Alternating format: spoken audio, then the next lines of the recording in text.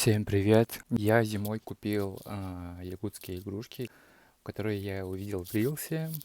Мне они безумно понравились. Ребята, получается, напечатали их в 3D принтере, и они были прекрасным украшением, дополнением моей якутской елки.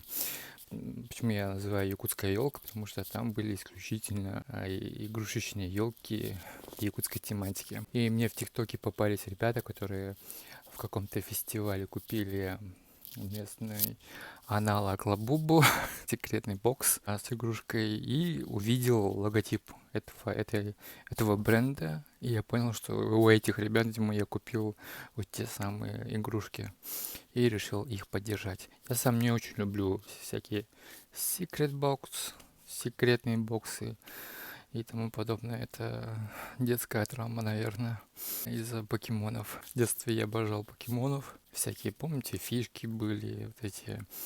Чтобы поддержать ребят, я купил вот 2 бокса. Сейчас я распакую и поделюсь своими. Ну что ж, начинаем распаковочку. Получается, они стоят по 660 рублей. В каждом боксе будет одна вот из этих игрушек.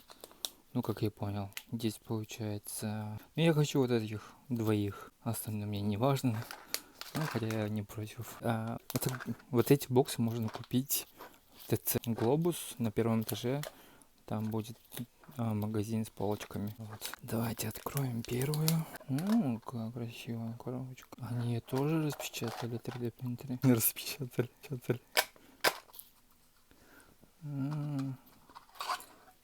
Ну ладно. Так, вот она распечатана, получается, в принтере. Как будто, знаете, это не... Как будто... как-то я с икрой. А волос настоящий, конский волос. Любопытно. Давайте перейдем к второму. Надеюсь, там ребята лежат. Надеюсь, там раз, два, три. К сожалению, там вот это печально. Ну ладно. Вот так детально сделано. Смотрите, как будто настоящий. Было бы классно, если бы здесь был в Керчах.